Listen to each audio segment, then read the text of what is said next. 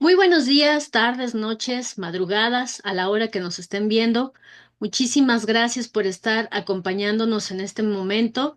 Queremos decirles que estamos muy emocionados. El día de hoy tenemos la presencia de un gran escritor y artista, Hugo Roca, que nos viene a platicar de su obra literaria y artística y nos enorgullece que no solamente hablemos de política, sino que también podamos hablar de cultura porque nos hace falta, mucha falta en este país.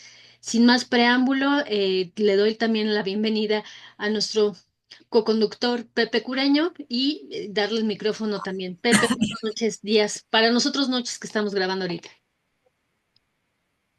Sí, muchas gracias, Liz. ¿Cómo estás? Muy buena noche al auditorio que siempre nos acompaña en esta ocasión, días o tardes o la hora que nos acompañen. Pues siempre sean bienvenidos a este su programa de Espiral de Silencio Podcast. Recuerden darnos like, compartir, seguir y todo lo que se pueda, por favor. Aquí estamos pendientes. Hemos tenido grandes entrevistados últimamente y hoy no es la excepción. Hoy tenemos a un gran personaje de la cultura y sobre todo de la literatura en México. Eh, es un honor para mí presentar el día de hoy a Hugo Roca, Joglar. Voy a leer un poco de su semblanza para que sepan un poquito más de Hugo, para las y los que no lo conozcan. Hugo Roca ganó el Premio Bellas Artes de Novela 2021 con una autoficción titulada Puedo ver el futuro, hay un asesinato, atravesada por el guión de un drama y el mapa sonoro para representarlo. También en el tema de la crónica con la que ganó el Premio Nacional de Periodismo 2014 con el título Lo que me dice el amor. Hizo sonar la Sinfonía número 3 de Gustav Mahler en una cantina en Irapuato. La respuesta, La Tempestad lo nombró escritor emergente del año en el 2019 por un libro, Días de Jengibre, en donde establece la necesidad de un periodismo sensual. Es un escritor de imaginación musical que defiende una literatura degenerada. Y bueno, esto es un poco de lo que es Hugo Roca, pero pues ahorita en la Espía de Ciencio, su servidor y pues Luis Plata estaremos ahí entrevistándolo. Y pues más que bienvenido, Hugo, a este tu programa. Muchas gracias, Pepe. Muchas gracias, Lisette. Para mí es un honor estar ahorita con ustedes y yo encantado de platicarles sobre mi obra y mi carrera en el periodismo y la literatura. Precisamente, Hugo, ¿de dónde sale la inspiración? Crear un libro en el pleno siglo XXI, ahora sí que de papel a mano a computadora, yo creo que debe de ser un gran reto, pero antes que nos metamos a ese tema, ¿de dónde surge la inspiración? En mi caso, creo que surgió directamente de la música. Yo estudié musicología paralelamente a periodismo. Y cuando empecé a escribir, me era muy evidente que la no ficción que yo quería narrar provenía de una realidad invisible, como no de una realidad evidente. En términos periodísticos, a mí no me interesaba lo que las personas decían o lo que las personas hacían, sino lo que las personas sienten, sentimos.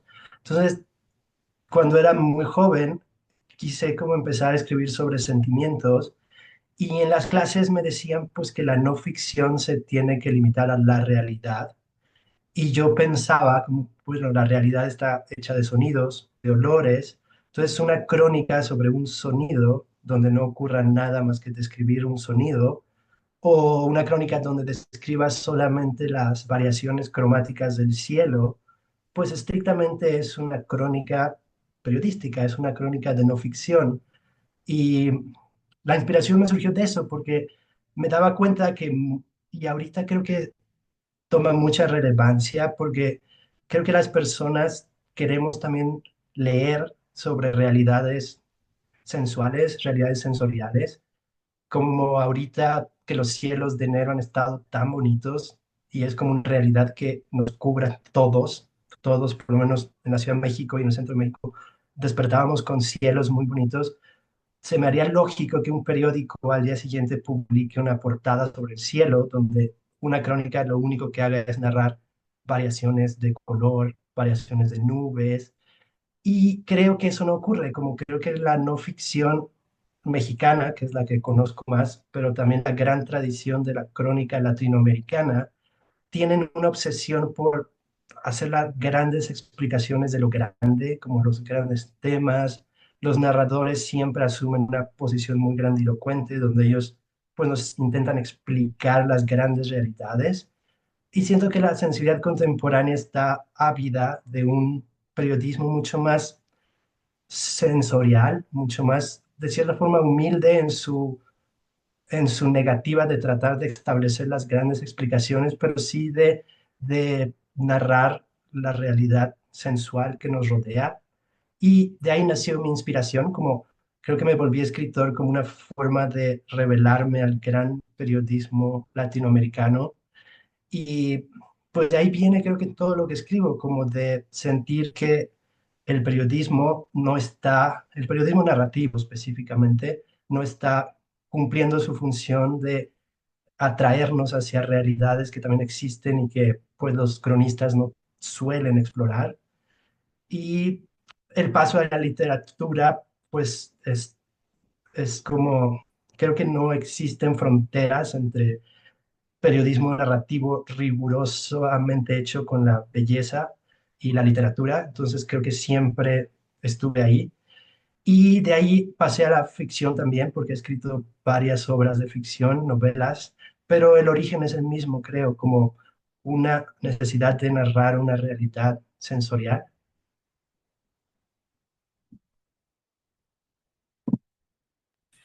Ok, ok. En ese mismo sentido, Hugo, eh, digo, y entendiendo un poco tu proyecto, hasta de cierta manera, pues como epistemológico, ¿no? De generación de conocimiento aplicado a la cultura y al arte, eh, surge, o sea, tu propuesta surge como una reacción como al realismo, al periodismo rígido, a ese periodismo hasta hiperrealista, quiero pensar, o como muy tácito, muy sin chiste, ¿no? Que a lo mejor a veces se desapega de ese tema tan humano y tan bello que es la estética. Quiero pensar que va por ahí tu propuesta, o a lo mejor te entendí mal. Sí, aunque creo que nace de una afinidad, o sea, como escritor naturalmente me sentía atraído por escribir de esos temas.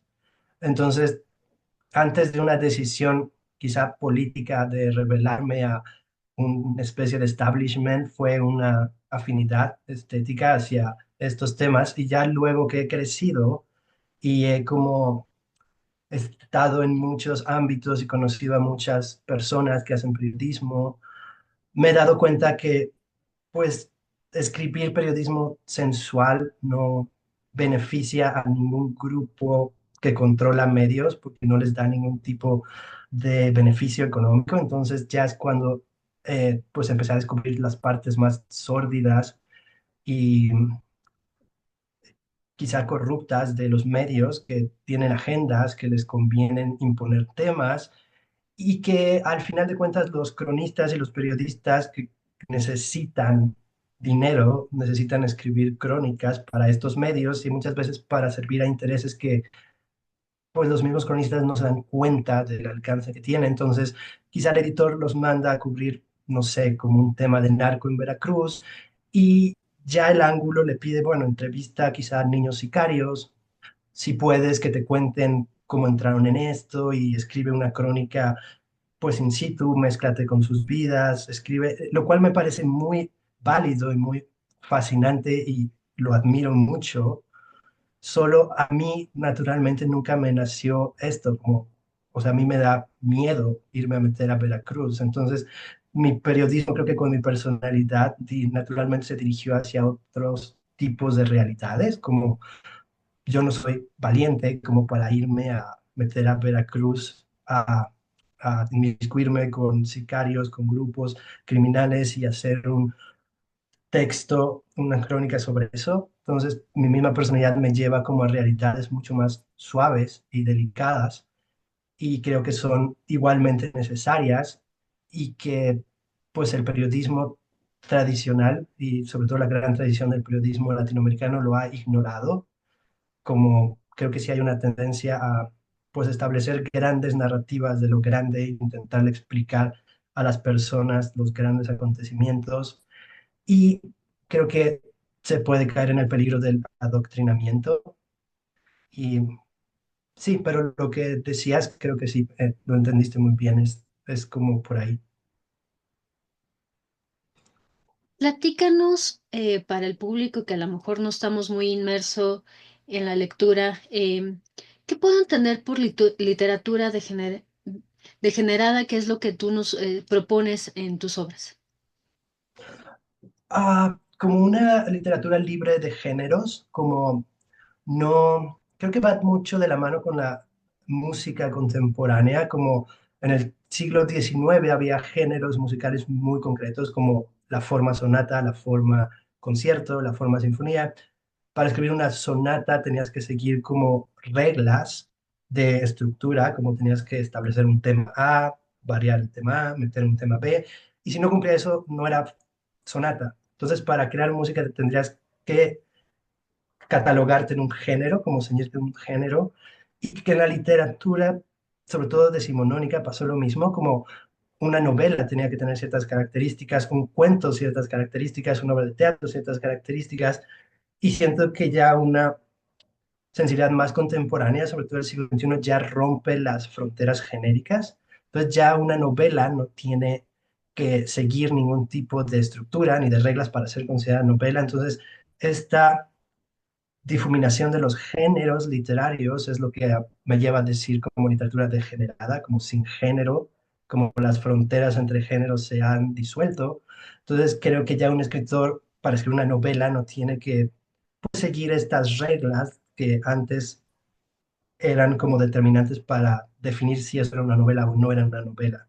Entonces eso es como para mí la degeneración artística, como la disolución de las fronteras genéricas. Entonces ya puedes transitar libremente entre la crónica, el ensayo, incluso como hice una novela donde meto una obra de teatro. Entonces esa parte me gusta mucho, como jugar con narrativas que abreven en muchos géneros distintos y los integren de forma muy natural. Entonces a eso me refiero.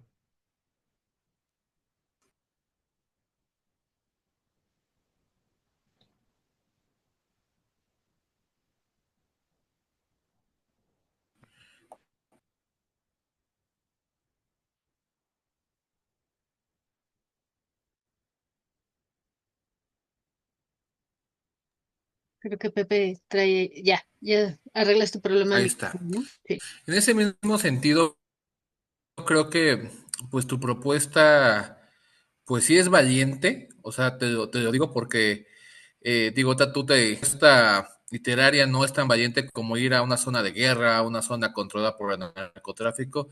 Sin embargo, creo que se debe tener muy en claro que se necesita ser muy valiente para retar al establishment, ¿no? Al status quo. O sea, de cierta manera, tú eres un literato iconoclasta, ¿no? Estás tratando de buscar romper ese tipo de paradigmas, esta rigidez, pues estructural, ¿no? De tema artístico que a veces pareciera contradictorio, ¿no? Como algo tan sublime, tan bello como el arte llega a ser tan rígido, ¿no? Creo que vienes trabajando de lo que vienes haciendo y pues yo te quería preguntar en ese mismo orden de ideas que pues nos hicieras pues la propuesta de tres fuentes de inspiración para ti en el tema literario, o sea, que nos digas tres autores o autoras nacionales o internacionales que hayan marcado tu forma de escribir.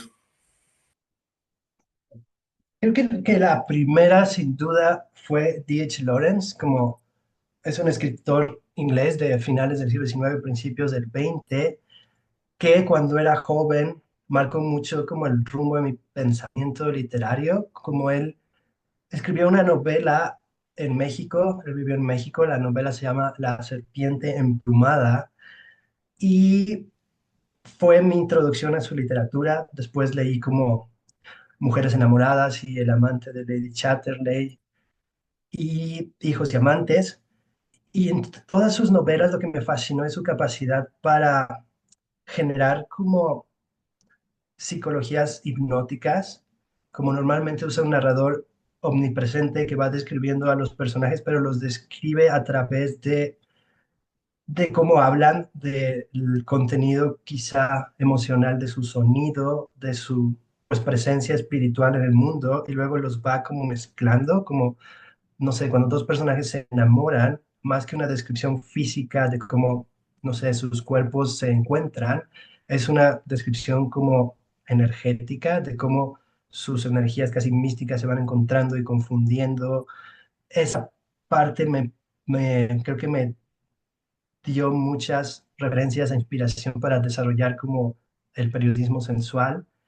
Y una de sus, bueno, se podría considerar una de sus seguidoras es Doris Lessing, que también es inglesa, ganó el premio Nobel creo que a principios del siglo XXI, y sus libros continúan con esta idea, pero creo que la modernizan mucho.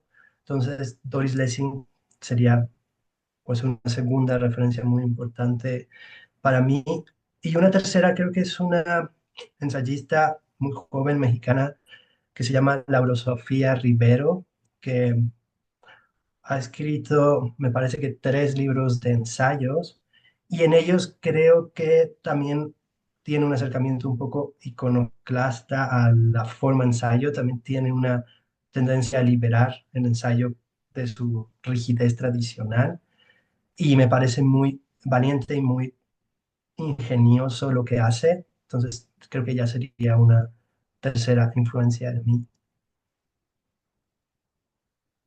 ¿Con cuál de tus obras te identificas más y por qué? Por ejemplo, para empezar a leerte y entrar a este mundo que tú nos propones, ¿cuál sería tu propuesta para que nosotros empezáramos a leerte? Creo que mi primer libro de crónicas, Días de Jengibre, es una gran introducción, sobre todo a la parte de no ficción, como a mí. A veces lo veo como una intervención poética dentro del periodismo, como es un libro de crónicas que tiene varias crónicas cortas, la mayoría, donde hago ejercicios en torno a este acercamiento de narrar una realidad sensorial. Creo que ese Días de Jengibre. Y para mi obra de ficción, como creo que la novela que ganó el Premio Bellas Artes, que se llama Puedo ver el futuro, hay un asesinato, creo que esa sería una gran introducción a mi obra de ficción. Y como, sí, como justo mencionó Pepe, como quizá lo que me he dado cuenta mucho es que mi acercamiento a la literatura, que podría interpretarse, no sé si provocativo, pero quizá en círculos de más como académicos, como de jurados, que normalmente los jurados de concursos son como escritoras y escritores. En ello hay mucha aceptación, como quizá no sé, las personas que deciden premios, pero en el mercado como editorial o en los editores tradicionales he sentido como mucha resistencia, como ahí sí no es tan fácil, es donde creo que el establishment está más claro. Entonces, ya como, entonces creo que por eso mis libros no se han ganado premios, entonces el premio implica un, parte del premio es la publicación del libro, entonces los han publicado pues las instancias que convocan, como el Instituto Nacional de Bellas Artes o el programa Tierra Adentro, pero en la parte de como ya tener una casa editora que apueste, como he tenido muchos acercamientos y propuestas, pero nunca como una auténtica convicción quizá del mercado editorial. Y bueno, en ese pues sentido de lo que nos comentas, Hugo, creo que tu lucha contra ¿qué será?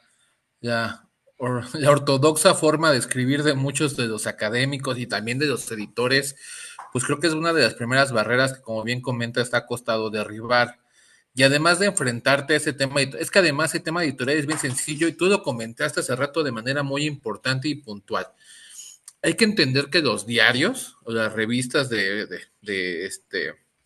periodismo y todo este tema tienen intereses, o sea, no son puros, no son o sea, ellos pues, ¿qué buscan? Tienen ciertas líneas editoriales, digo, lo comento porque pues, yo también he escrito durante toda mi vida en varios diarios de nivel regional, estatal y en algunas revistas, y es muy complicado eso que comentas, ¿no? El enfrentarte a que el editor te diga, oye, es que esto está un poquito subido de tono, o mira, es que hiciste tal comentario, o esto, pues la verdad es que se puede malinterpretar, Pepe, entonces te voy a sugerir sutilmente que lo cambies, ¿no? Entonces, esas líneas que existen, pues de cierta manera son una censura muy, muy sutil, pero que de cierta manera te van quitando pues tu tono artístico, ¿no? Porque dices, bueno, no hay una libertad tan pura porque al final del día, pues encuentras que te tienes que montar en el carril, montarte a su velocidad y tantito frenas, pues hay problema, tantito vas más rápido, hay problema. Entonces,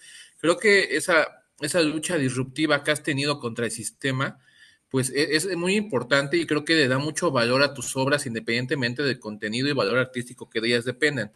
Porque, como bien comentas, hay una primera lucha para publicar los libros, ¿no? Que no cualquiera los quiere publicar, que tienes que buscarte acercar a algún tipo de fondo, de circunstancia que te permita hacerlo.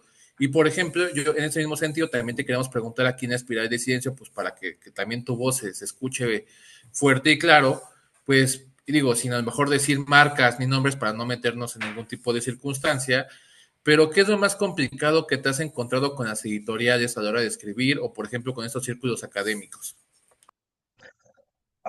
De las editoriales, como la forma en la que operan, y creo que es muy humano, como no es como una crítica, pero tienden mucho a ser como cúpulas. Entonces, creo que hay muy poco dinero para la industria editorial a comparación de otras industrias, y el poco dinero creo que es muy humano que se lo busquen repartir un círculo cerrado. Entonces, como si, por ejemplo, yo he, no sé, he sido jurado del Premio Bellas Artes y he visto cómo son estas dinámicas de, pues, no sé, determinar entre el jurado, como vamos a intentar premiar una novela que no insista en una narrativa narco, ¿no? Como ya hay muchas novelas de esto, entonces si encontramos una novela de gran calidad que proponga una narrativa distinta, pues vamos a premiar esa. Si de plano hay una de narco buenísima, pues va a ganar, pero de cierta forma siempre son las mismas personas, como quienes son jurados de los premios o son jurados de becas, tienden como a darle becas a personas que al mismo tiempo son dueñas de editoriales, entonces esas personas dueñas de editoriales prefieren la beca, publican el libro del jurado que les dio la beca y cuando hay como apoyos gubernamentales para libros, las personas encargadas de dar esos contratos o esos apoyos los dan y esas editoriales les publican a ellos libros y no sé, las editoriales independientes, grandes, como no sé, Sexto Piso o Almadía, pues publican a muchos autores que también publican en transnacionales como Planeta o Penguin. Entonces se genera pues este grupo muy cerrado que cuando entra alguien externo siempre es visto con suspicacia, como no es que tengan cosas que ocultar, pero al mismo tiempo se sienten muy cómodos manteniendo cerrado su grupo, como entonces es muy difícil entrar ahí y si quieres entrar ahí pues estás como tienes que dar señales de que estás dispuesto a hacer ciertas cosas, como desde cosas muy simples como ir a cócteles y a presentaciones, y si tienes, no sé, una columna, que yo tuve mucho tiempo una columna en Milenio, como usarla para hablar bien de quien te invita a los cócteles, que probablemente es editor de una editorial, entonces al pues mostrar tu interés por pertenecer, poco a poco vas obteniendo favores. Entonces, esta forma de operar que se me hace muy humana y muy política, yo no, como, no sé, como no me siento para nada cómodo y creo que tiene mucho que ver con personalidades, pero al mismo tiempo se me hace muy natural, como que quieras publicar a personas que conoces, entonces pues acabas publicando a tus amigos, a tus amigas, que son tus amigos y tus amigas porque estudiaron juntos, no sé, en la Fundación de las Letras Mexicanas, compartían una beca del FONCA, entonces confías en ellos. Entonces creo que esta forma de hacer literatura y publicar literatura es muy, o sea, no es nueva, como creo que siempre ha estado ahí. Solo para alguien que no está dispuesto a pertenecer a esta forma de comportarse es difícil, pero no sé, por ejemplo, en mi caso específico, yo hace algunos años firmé con una agencia, entonces pues tengo una agente que es la que se encarga de eso y, o sea, lo que mi apuesta siempre ha sido encontrar una casa editorial que me pueda garantizar, no sé, la publicación de mis próximos 5 libros, como que haya un compromiso a largo plazo, porque otra cosa que creo que es muy dura para las personas que escribimos es que las editoriales solo te firman por un libro. Si tu libro en los primeros 3 meses no vende, simplemente lo desaparecen y ya como te desechan. O sea, la apuesta editorial es publicar novedades, las novedades que en 3 meses no recuperan la inversión, las quitan y se van a bodegas donde después de 2 años tienen que destruir los libros. Entonces, los modelos de negocios de Penguin o de Planeta es ese, como sacar 100 libros y los 10 que funcionan, pues empujarlos con todo y los 90 que no, pues desechar a los autores. Entonces, creo que la forma más sana es, pues, firmar con alguien que no solo te va a publicar un libro, lo va a quizá promover 3 meses y si ven que no funciona, te van a sacar. Y también muchas editoriales exigen que los escritores y escritoras pues tengan una presencia en redes muy fuerte, como que todo el tiempo estén sacando videos en TikTok y estén como promocionándose todo el tiempo. Entonces también si no tienes una personalidad así, pues tampoco tienes mucha cabida.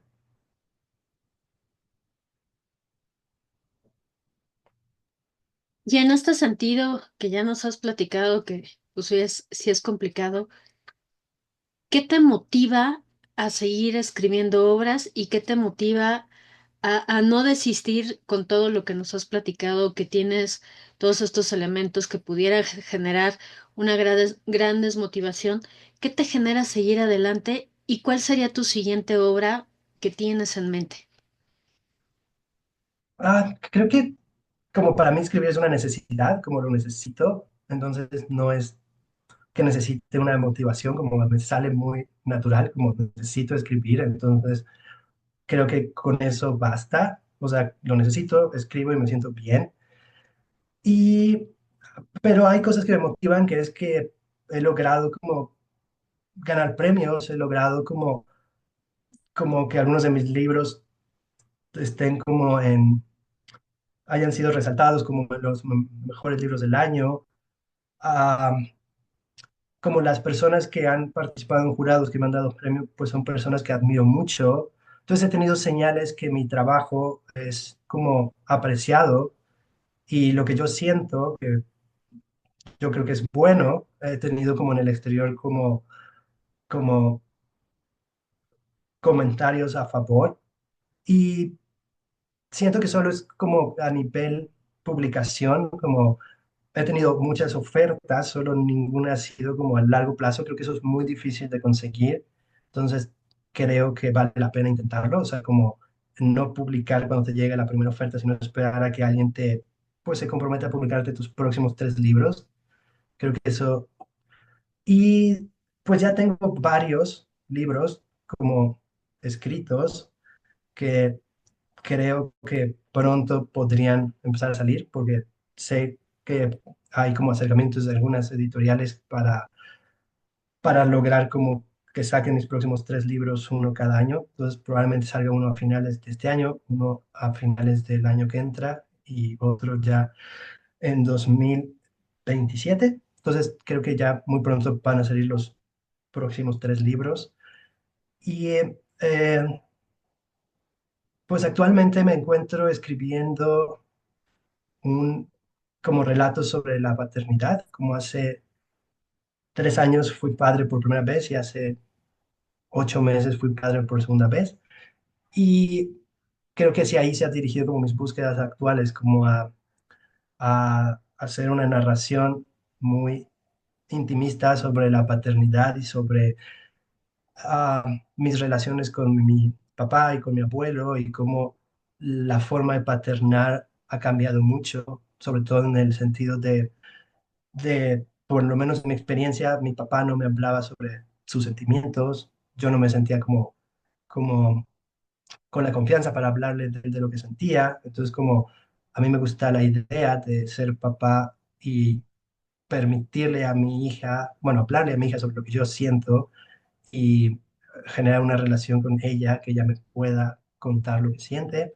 Entonces, es como una narración sobre todo esto, como reflexiones en torno a la paternidad desde mi, pues, biografía personal, pero pues narrando cosas que creo son universales, como creo que cualquier padre de mi generación se puede sentir identificado.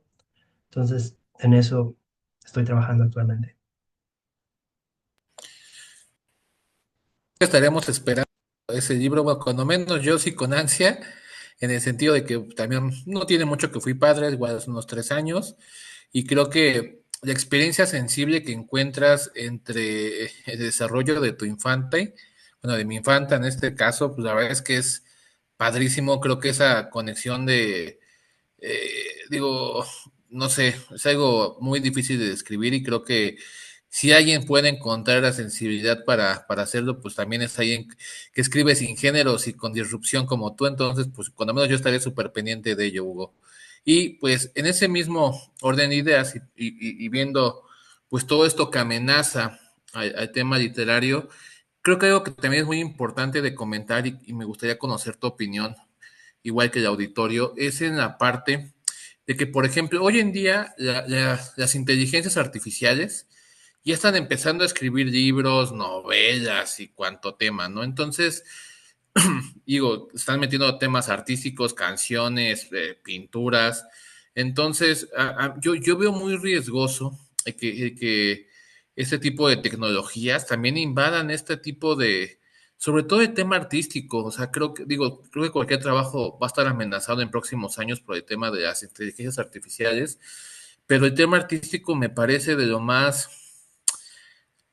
crudo y hasta molesto, porque creo que algo tan sublime como es el arte en todas sus expresiones, el que se reduzca a que un algoritmo tecnológico eh, te dé eso, a mí se me hace pues completamente contradictorio, ¿no? O sea, y hasta, insisto, o sea, yo leía por ahí, yo quiero un robot o una máquina que me ayude a hacer mi quehacer, o sea, a hacer las labores domésticas, no, y para que me dedique yo al arte, a lo sublime, a lo importante, a lo estético, ¿no? Entonces, pues quisiera conocer tu opinión, porque digo, por ejemplo, en el caso de Estados Unidos, pues la primera huelga, por ejemplo, que hubo en contra de ese tema de inteligencia artificial y tecnologías, pues vino de séptimo arte, ¿no? Vino de los guionistas, porque pues, obviamente, por ejemplo, los guionistas, pues igual que todo el medio fílmico, pues se siente amenazado. Entonces, pues conocer tu opinión al respecto, Hugo. Ah, pues de este tema creo que lo puedo enlazar con dos cosas, como justamente desde que me volví padre, como ya no dependo económicamente de la literatura, entonces como desde entonces trabajo en una empresa de marketing y gran parte de trabajo en estos 3 años, porque además es una empresa de marketing estadounidense, he ido a estudiar inteligencia artificial y específicamente el uso de la inteligencia artificial hacia productos escritos de marketing y entiendo empiezo a entender de forma muy especializada cómo funciona y por-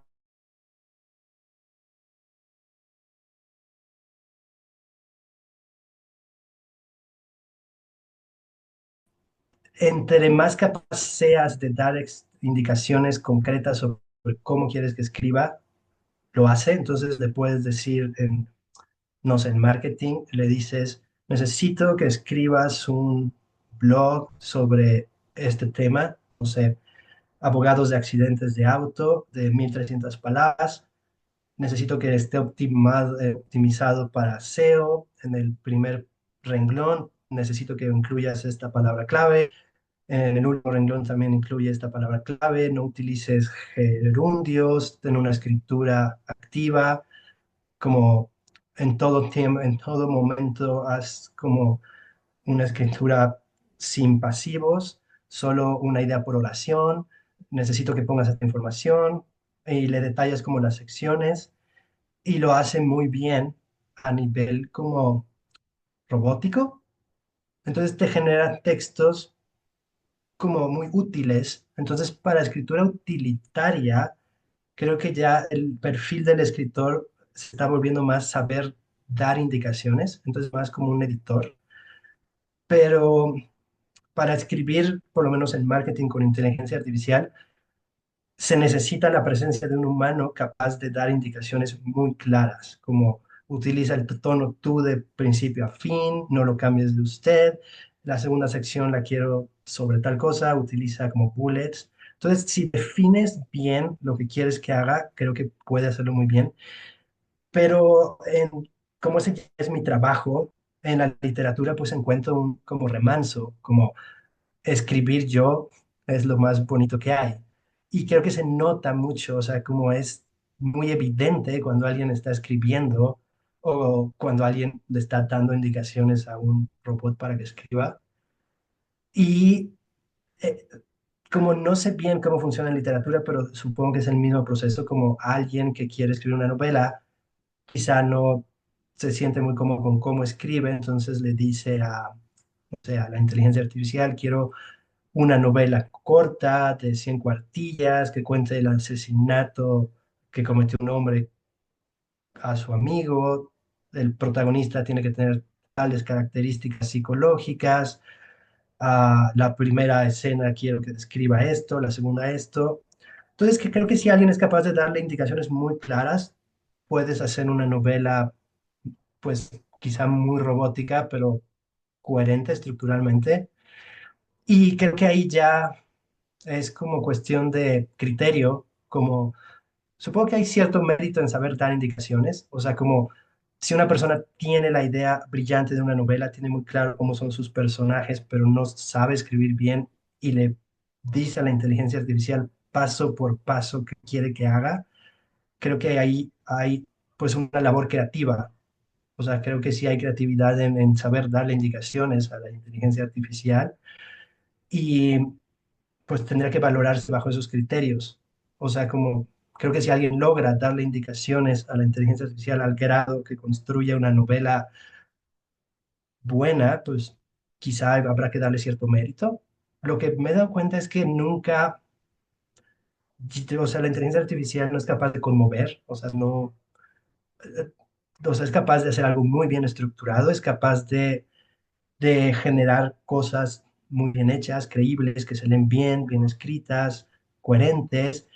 Pero en la parte de, no sé, como hundir el corazón, no, pues no. O sea, creo que esa parte sí le es evidente que no lo puede lograr, y no creo que lo pueda lograr, porque creo que en la parte de conmover es cuando entra pues de cierta forma, la debilidad humana, incluso los errores.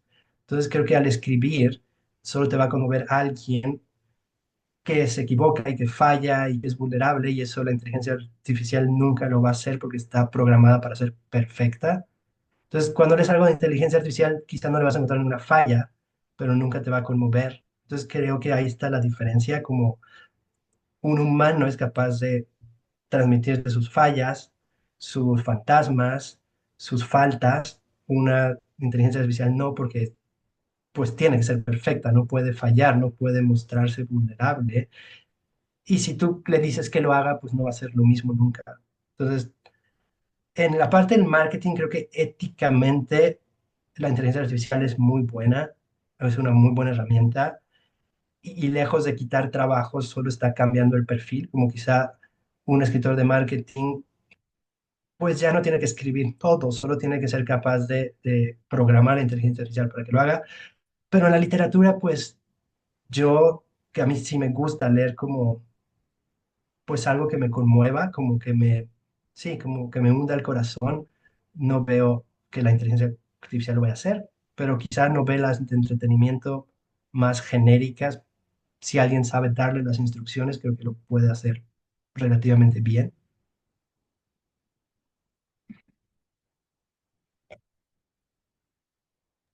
Gran reflexión y te agradecemos porque sí, creo que vamos a veces pensando que la tecnología va matando las emociones y se nos olvida, como bien acabas de decir, que los seres humanos para conmovernos necesitamos entender las emociones de otro ser humano para saber cómo tocar esas fibras sensibles. Creo que fue una muy buena respuesta y que en lo personal me dejas con muy buena reflexión. Y en este mismo sentido te preguntaría yo, querido Hugo, em, ¿qué crees que le haga falta a México para que pueda ser más adicto a la literatura, a este tipo de lecturas, como tú bien dices, que no sea precisamente de chicos malos, ¿no? Para no meternos en temas de censura, sino más allá, o sea, más romanticismo, más emoción. O sea, necesitamos, yo creo que salirnos de esta tesitura y coincido contigo de tanta maldad, de tanta violencia y regresar ahora sí que a lo clásico, a lo que te conmueve, a llorar no es malo, no te vuelve vulnerable, pero sí, sí te hace sentir y mover esas fibras que muchas veces necesitamos y que nos volvemos muy tecnócratas, insensibles.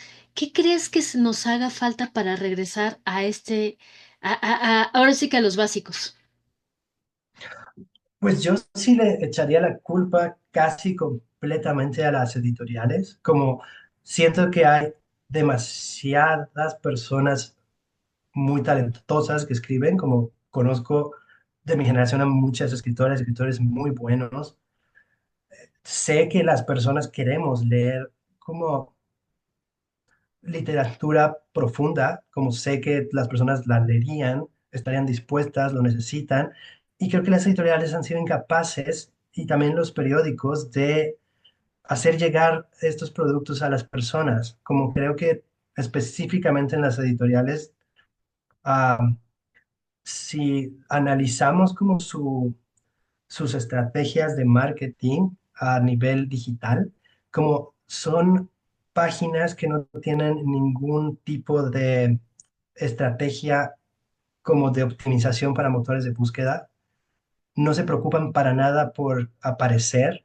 Entonces, desde su misma página web, que no tienen como cosas que Google prioriza, y básicamente si no existes en Google, pues es como si no tuvieras presencia en el mundo digital. Y si las editoriales no se preocupan por eso, como es muy básico, como viendo, no sé, la página de Penguin, de Planeta, de Almadía, de Sexto Piso, ninguna tiene ninguna práctica buena de SEO para aparecer. Entonces, eso revela que no les importa llegar a lectores, creo, o no están invirtiendo en marketing digital, que es como lo que tendrían que estar haciendo, que alguien busque en Internet novelas para leer en mi fin de semana, que creo que es una búsqueda con mucho volumen. Ninguna editorial está haciendo que si alguien busca eso aparezca el sitio y les den opciones de comprar libros. Entonces creo que hay una gran soberbia de las editoriales. Creo que todavía creen que el negocio es ir a las ferias del libro y como ir a los cócteles, vestirse bonito, ir como a las grandes ferias donde venden muy pocos libros y ese es su modelo de negocios y esperar que el gobierno les financie y les dé apoyos. Entonces creo que están en un lugar de comodidad donde su financiamiento exclusivamente son apoyos gubernamentales y ventas de feria del libro y proyectos editoriales, supongo que con empresas privadas, pero el gran mercado, como que cualquier empresa, casi cualquier industria hace, es marketing digital, como preocuparse por tener un sitio bien optimizado, tener como un nombre geolocalizado, como, no sé, como Sexto Piso Editorial Independiente Mexicana, y tener como una metadescripción que coincida, y la estructura como de las páginas que tengan como un H1 claro. Y yo las he analizado y no tienen como nada de eso. Entonces, básicamente no existen en Internet y por lo tanto creo que están pues dando un mensaje muy claro, que no les importa por lo menos llegar a lectores que buscan por internet, que creo que sería como el 90%. Entonces están ignorando un mercado donde pues es al que tendrían que estar como buscando entrar. Entonces creo que eso tiene que ver con tu pregunta porque si las personas no estamos recibiendo los grandes libros que publican, porque Sexto Piso publica grandes libros todo el año, Almadía también, Penguin también, Planeta también, entonces están dando una oferta de muy alta calidad. Hay muchos libros circulando que hablan como sobre sentimientos y sobre emociones y análisis muy profundos de la vida contemporánea, solo nadie los compra. Y si nadie los compra, creo que no tiene que ver con que la gente no queramos leerlos, sino con que ellos no saben cómo vender sus productos y básicamente se reduce a que no hacen marketing digital. Entonces creo que también revela pues que no se han dado cuenta y siguen como operando bajo esquemas antiguos y anacrónicos. Entonces yo sí les echaría la culpa a las editoriales porque la parte editorial la hacen muy bien. Creo que en México se publican grandes libros todo el tiempo, solo no, como modelo de negocios, no han sabido hacerlo bien porque arrastran como esta necesidad de depender de pues el gobierno y en las ferias del libro, que es donde menos libros se venden en realidad. Entonces, creo que es el problema. Sí, definitivamente coincido contigo en esa parte, Hugo. Creo que gran parte es esa, porque al final pueden ser grandes libros, pero con una pésima estrategia de marketing, ¿no? Entonces, de nada sirve que sea un gran texto si a la editorial no le importa difundirlo. Y por otro lado, pues también si el escritor o escritora no sabe cómo hacerlo, si no tiene presencia en redes sociales, si no tiene presencia en un tema mercadológico, pues la verdad es que no, porque efectivamente a las ferias internacionales de libro o a las ferias municipales, estatales o las que sean, pues la verdad es que asiste muy poca gente a comprar libros, eso es muy cierto, ¿eh?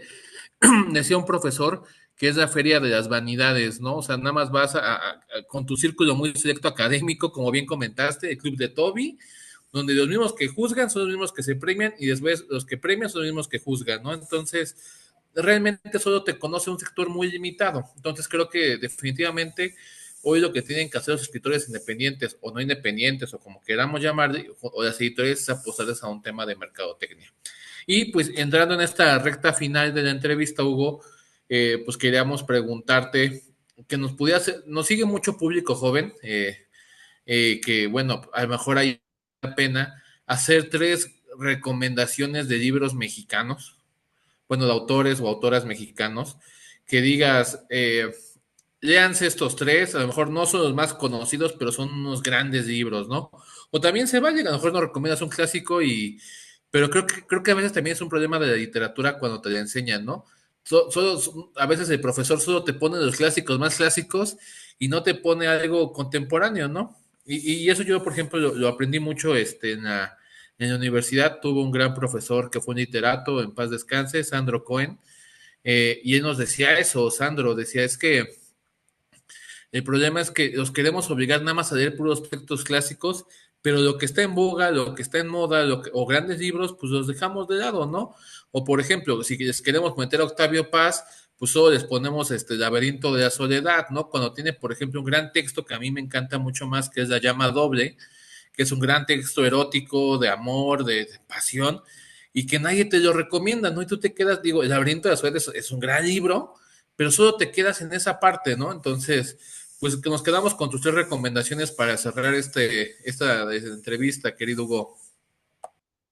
Ah, creo que la primera es el libro uruguayo de los muertos de Mario Bellatín, que, o sea, no es un autor para nada marginal, creo que ya es bastante famoso, pero esta novela que publicó hace como 6 años, creo que la publicó Sexto Piso, me parece fascinante, como creo que encarna perfectamente mi gusto por las literaturas degeneradas, como, y también tiene algo que me pareció hipnótico, que es que parece que está improvisando en tiempo real, como si fuera jazz. Entonces, como suelta una idea y construye como pequeñas escenas que luego va ligando y retomando. ese libro me parece como una obra maestra de la literatura. Creo que él no nació en México, pero creo que se puede considerar un escritor mexicano. Y su libro, el libro Uruguayo de los Muertos, me parece una de las grandes obras mexicanas del siglo XXI. Otro libro lo publicó hace poco Almadía, que se llama Pantano, de Ana Emilia Felker, que, ah, que ella me parece una de las mejores escritoras mexicanas vivas. Es un libro que mezcla también ensayo con crónica, con testimonio, es un libro como que va y viene entre México y Estados Unidos y tiene muchos temas fronterizos que en el mismo texto creo que logra que el mismo texto vaya difuminando las fronteras genéricas. Es como una crónica, ensayo, testimonio. Se llama Pantano. Y el otro libro que recomendaría es un libro de Luis Alberto González que se llama El Sistema Esperanza, que habla sobre el zapatismo y sobre su experiencia en los caracoles zapatistas y cómo el concepto de espera es filosóficamente muy interesante y cómo por su experiencia en los caracoles, cómo el zapatismo, de los dos caminos tradicionales de transformación, que uno sería como la revolución, que es violenta, como quitar algo que existe para poner algo nuevo a través de la violencia, y el reformismo, que es un poco como integrarse al sistema predominante, e intentarlo cambiar desde dentro, como el zapatismo y la esperanza zapatista opta por una transformación suave, como insertar en la realidad pequeñas como brechas, como plantar pequeñas semillas de transformación que poco a poco vayan germinando. Entonces, como en vez de integrarse al sistema o intentarlo romper, el zapatismo va filtrando a la realidad pequeñas fibras de esperanza. Entonces, ese libro, El Sistema Esperanza de Luis Alberto González. Hugo, te queremos agradecer el que hayas estado aquí con nosotros, el que nos hayas dado muchas reflexiones y saber que la literatura todavía tiene mucho más que ofrecernos a los seres humanos y hacia adelante. Nos gustaría que cerraras con una reflexión final y quizás con algún verso de una de tus obras para cerrar con broche de oro este programa.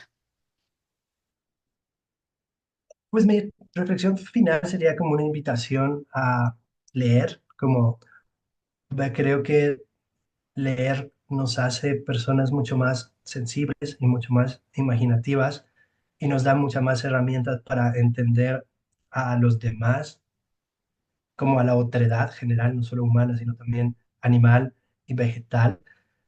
Y también nos abre la posibilidad de entender muchas perspectivas de la realidad. Y creo que a nivel sociedad, la lectura siempre nos va a hacer mucho más sensibles y capaz de convivir con el otro desde pues la comprensión, la ternura y creo que también ayuda mucho a desarrollar inteligencia emocional, como creo que leer lo único que va a hacer es que las sociedades se vuelvan mucho más tolerantes, mucho más inclusivas y también tienen creo que muchos beneficios a la como vida íntima, como creo que nos hace mucho más pacientes y mucho más tranquilos, porque son como ventanas hacia vidas distintas y otras posibilidades de entender la realidad, e incluso realidades completamente de esta forma disparatadas, como en la no ficción, en la ciencia ficción. Y creo que la literatura y el ejercicio de la lectura tienen una gran fuerza política y de transformación social. Entonces, invitaría como a las personas que nos escuchan y ven a leer, como intentar descubrir qué es leer, cómo implica concentrarse y querer como abrirse hacia lo otro, lo cual me parece un acercamiento hacia la vida muy bonito y muy amoroso Entonces creo que la lectura encierra la posibilidad de que seamos cada vez una sociedad más, pues cerca de valores que creo que faltan mucho, como, o más que valores como sentimientos como la ternura, la comprensión, la tolerancia, la inclusión, y creo que nos da herramientas para actuar ante cosas cotidianas como, no sé, como la violencia, de formas mucho más maduras, incluso hacia nuestra vida diaria, creo que nos hace tomar decisiones más maduras, leer. Entonces creo que esa sería mi reflexión final. Muchas gracias, Hugo. Pepe, tu comentario final antes de irnos.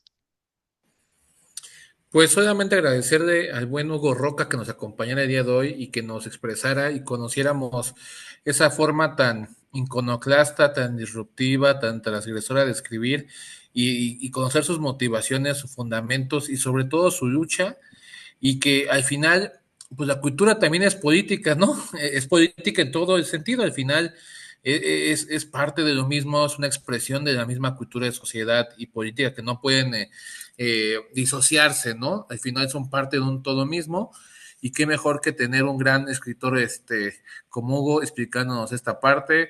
Y de todos, ahora que tengas algún nuevo libro o lo demás, este también es tu foro, Hugo, para que nos lo quieras presentar en su momento. Aquí estamos a tus órdenes. Muchas gracias, yo encantado y muchísimas gracias, Pepe y Lisette, por el espacio. Pues gracias a ti, Hugo. Como dice Pepe, estos espacios esperamos también ser parte de que nos compartas tu nueva obra. Y bueno, agradecerles a todos los que nos siguieron el día de hoy, en la mañana, tarde o noche, en el momento que nos esté viendo. Dale like, síguenos. Cualquier pregunta que tengas para Hugo, se la haremos llegar para que a través de esta red social, de Facebook o de YouTube, puedas convivir también y compartir con él tus reflexiones. Y bueno, decirles, como bien dijo Hugo, yo me quedaría con el tema de necesitamos más literatura para volver a sentir y sentirnos vivos en esta humanidad que va tan rápido y de manera vertiginosa con un ritmo de información muy rápido, pero poco crítico y poco sentimental. No le tengamos miedo a las emociones son partes fundamentales del ser humano, ya lo hemos visto en todos estos programas y bueno, un poco de literatura no le cae mal al alma. Esa sería mi conclusión final. Muchísimas gracias, denos likes, síganos y gracias por estar en esta noche de La Espiral del Silencio. Gracias, Hugo, gracias, Pepe, buenas noches.